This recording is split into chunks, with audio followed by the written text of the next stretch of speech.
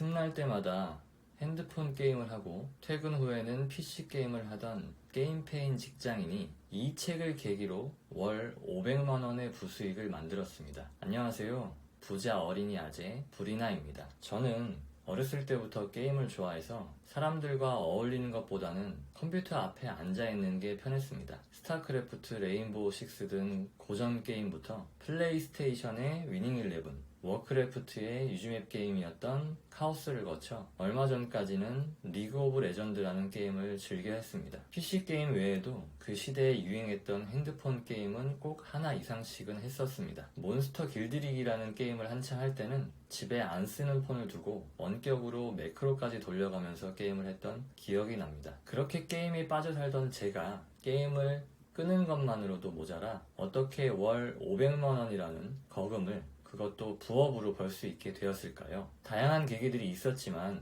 그중 저의 삶을 180도 바꿔준 책에 대해 이야기해볼까 합니다. 그 책은 바로 수많은 부자 관련 도서 중 베스트셀러이자 부자가 되고 싶은 많은 독자들의 입문서인 부의 추월차선 언스크립티드입니다. 제가 이 책을 접한 시기는 2019년 초 겨울이었습니다. 부자는 되고 싶고 뭐부터 해야 할지 모르겠어서 서점에서 베스트셀러였던 수많은 책 중 제일 유명했던 이 책을 골라서 읽었습니다. 번역본이라 그런지 아니면 책을 많이 안 읽어버릇해서인지 쉽사리 읽히지 않았습니다. 예전 같았으면 읽다가 어려워서 책장행으로 향했을 텐데 나중에 영상에서 다루게 될 습관의 재발견이라는 책을 읽고 나서였기 때문에 포기하지 않고 끝까지 읽을 수 있었습니다. 아주 간단하게만 방법을 말씀드리자면 그때 당시 저는 책에서 배운 방법을 적용하여 하루에 한 페이지 책 읽기라는 아주 작은 목표를 세웠었기 때문에 매일 자기 전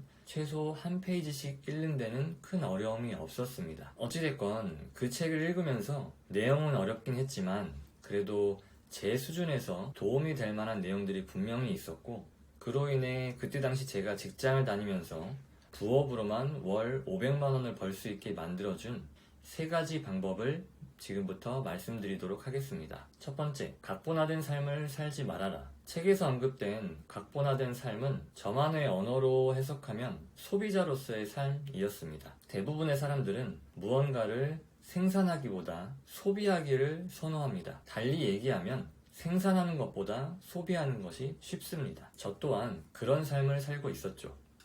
맛집을 찾아다니고 인터넷으로 옷과 생필품을 사고 새로 출시된 핸드폰을 그 누구보다 빨리 받아보기 위해 사전 예약을 하고 멋진 차를 소유하고 싶어서 대출로 차를 뽑고 제 삶에 있어서 유일한 생산자로서의 삶은 그저 회사에서 수많은 부품들 중에 하나로서의 역할을 한 것뿐이었죠. 반대로 부자들은 소비 위주의 삶이 아닌 생산 위주의 삶을 살고 있는 사람들이라고 책에서는 언급합니다. 이 책을 읽으면서 내가 왜 아직도 부자가 아닌 평범한 삶을 살고 있지? 라고 자문했을 때 가장 첫 번째 이유는 바로 각본화된 삶, 즉 소비자로서의 삶을 살고 있었기 때문이라는 것을 깨달았습니다. 그 깨달음을 얻은 뒤로부터는 항상 무언가를 행동하기 이전에 지금 하고자 하는 그것이 무언가를 생산해내는 행위인가 아니면 내가 가진 재화를 소비하는 행위인가를 항상 생각하게 되었습니다. 한마디로 소비자의 관점으로만 살다가 생산자의 관점으로 세상을 바라보게 되었고 부자가 되기 위해서는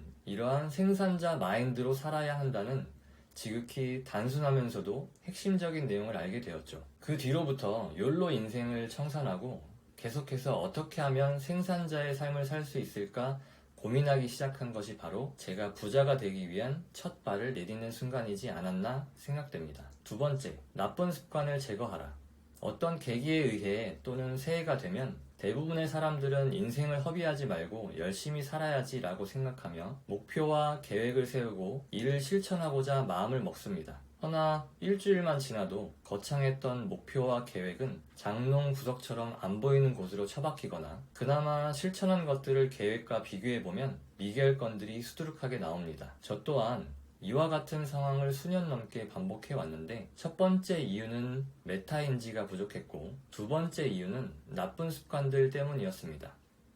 저는 앞서 언급했듯이 게임을 참 좋아했습니다. 물론 지금도 게임을 가끔 하긴 하지만 일주일에 한 번 정도만 스트레스를 해소하기 위해서 합니다. 제가 게임을 끊지 못한 이유를 돌이켜보면 두 가지가 있었습니다. 한 가지는 친구들과 게임을 함으로써 인정을 받고 싶어서였습니다. 게임에서 내가 잘했을 때 친구들이 나를 우러러보는 모습이 좋았습니다. 그리고 게임이 친구들과 이어주는 유일한 매개체였습니다. 게임을 끊으면 마치 친구들과의 관계도 끝날 것 같은 기분이 들었습니다. 외톨이가 되기 싫어서 친구들과 계속해서 관계를 이어가기 위해서 집에서 쉬고 싶을 때도 친구들이 부르면 달려나갔던 기억이 납니다. 두 번째는 습관이었습니다. 특히 핸드폰 게임들의 경우 처음에는 물론 재미있어서 시작을 했지만 나중에는 점점 숙제를 하기 위해 게임에 접속하고 있었습니다. 그 숙제들을 안 하면 게임 내에서 뒤처지기 때문이죠. 그리고 무언가 그 숙제들을 하지 않으면 손해보는 느낌까지 들었습니다. 게임을 하던 그 시기에도 막연했지만 내가 지금 이렇게 게임에 허비하는 시간들을 언젠간 분명히 후회할 텐데 라는 생각을 하곤 했습니다. 하지만 그 나쁜 습관을 없애기는 매우 어려웠죠. 게임을 지우고 다시 깔기를 반복했습니다. 그때 부의 추월 차선책의 어느 한 구절에서 불편함을 이용한 나쁜 습관을 제거하라 라는 내용을 보게 됩니다. 그 구절을 보았을 때 제게 있어 나쁜 습관이 바로 게임임을 직감했죠. 그래서 저는 핸드폰에 있는 게임을 과감히 지우고 PC 게임도 컴퓨터에서 지워버렸습니다. 의지력만으로 눈앞에 보이는 유혹을 뿌리치는 것은 불가능했기 때문입니다. 게임을 지워버리니까 일단 눈에 안 보이기 때문에 생각이 덜 나는 점이 좋았고, 무엇보다도 그 게임을 하기 위해서 다시 설치해야 하는 수고로움이 하나의 장애물이 돼서 내가 이렇게까지 마음을 먹었는데 이걸 다시 설치한다고? 그럼 내가 사람이 아니지 라는 마음에 게임을 다시 깔고 싶은 마음이 생겼다가도 이내 컨트롤하기가 쉬웠습니다.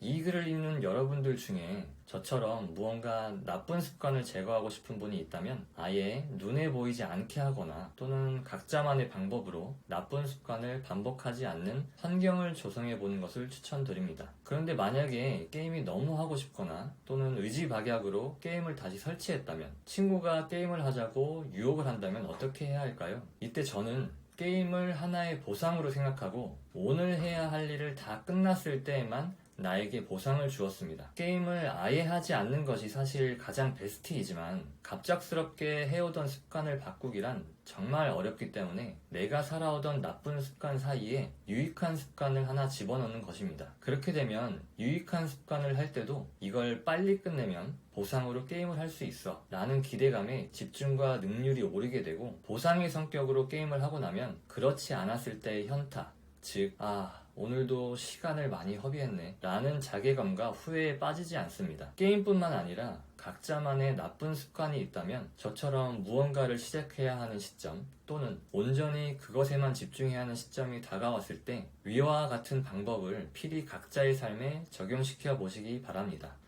세 번째, 지리적 차익거래 그리고 군중 먹거리를 제공하라. 각본화된 삶, 즉 소비자의 삶에서 생산자로서의 삶을 살아야 함을 깨달았고, 나에게 있어 나쁜 습관 중 하나였던 게임을 줄였지만 생산자로서의 삶을 어떻게 살아야 하는 거지? 라는 의문이 여전히 남아 있었습니다. 그러다 그때 당시 유튜브에서 한창 유행했던 신사임당의 다마고치 영상을 보게 되었고, 이를 통해 온라인 사업이라는 것을 알게 되었으며, 그중 책에 언급된 지리적 차익거래에 해당되는 사업이 바로 해외 구매 대행 사업임을 알게 됩니다. 지리적 차익거래란 간단히 얘기하면 싼 곳에서 사서 비싼 곳에서 팔아라입니다. 무역거래가 바로 여기에 해당됩니다. 지리적 차익거래는 책에서 언급된 여러가지 추월차선 아이디어 발견법 중 비교적 난이도가 쉬운 편이라 저처럼 사업을 막 시작하고자 하는 사람들이 사업이라는 것을 처음 경험해보기에 좋은 방법이라고 책에서도 언급합니다. 저처럼 초보 사업자이거나 또는 어떤 사업을 해야 할지 막막하거나 최대한 리스크가 낮은 사업을 경험해보고 싶다면 온라인 사업, 그 중에서도 구매 대행업을 한 번쯤은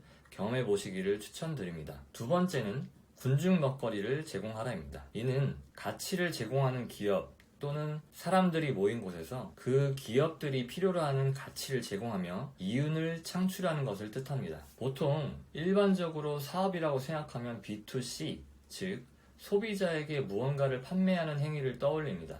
시장에서 고객들에게 물건을 파는 상인들이 여기에 해당되겠죠. 그렇다면 여기서 그 상인들에게 맛있는 점심을 배달해주는 업체가 바로 군중 먹거리를 제공하는 기업이라고 볼 수 있습니다. B2B 사업이 여기에 해당됩니다. 제가 지금 하고 있는 온라인 사업을 예로 들자면 저와 같은 구매 대행 업자들을 군중으로 볼 수 있고, 이러한 군중들이 사업을 함에 있어 편리함과 효율 등의 서비스를 제공하는 대량 등록 프로그램이 바로 이 군중의 먹거리를 제공하는 사업이라고 볼 수 있습니다. 구매 대행업을 행함에 있어 보다 더 그들이 사업을 영위하는 데 도움을 줄 수 있는 도구, 혜택, 가치를 그들에게 제공하고 그에 상응하는 대가를 지불받는 사업인 것이죠. 주변에 이러한 사업을 유심히 찾아보면 생각보다 많이 있습니다. 배송대행지 사업도 같은 개념의 사업이고요. 온라인 사업하는 방법을 교육하는 것도 마찬가지 개념일 것입니다. 아마 제가 지금 하고 있는 구매 대행업을 어느 정도 마스터한다면 그 다음 단계로 나아가야 할 방향 중에 하나가 바로 이 군중 먹거리를 제공하는 사업이 되지 않을까 싶습니다. 이 내용들 외에도 부를 이루기 위해 굉장히 세세하고 구체적인 내용들이 책에는 기술되어 있지만 아직 경험이 부족한 저로서는 소화하기 어려운 내용들이 여전히 많았습니다. 제가 좀 더 경험이 쌓이게 되면 아마 지금은 이해되지 않았던 부분들이 하나 둘 그 의미를 깨닫게 되는 날이 오지 않을까 기대하면서 오늘의 영상을 마치도록 하겠습니다. 긴 영상 끝까지 시청해주셔서 감사드립니다. 구독, 좋아요, 알림 설정은 저 브리나를 성장시킬 수 있는 아주 큰 원동력이 됩니다. 감사합니다.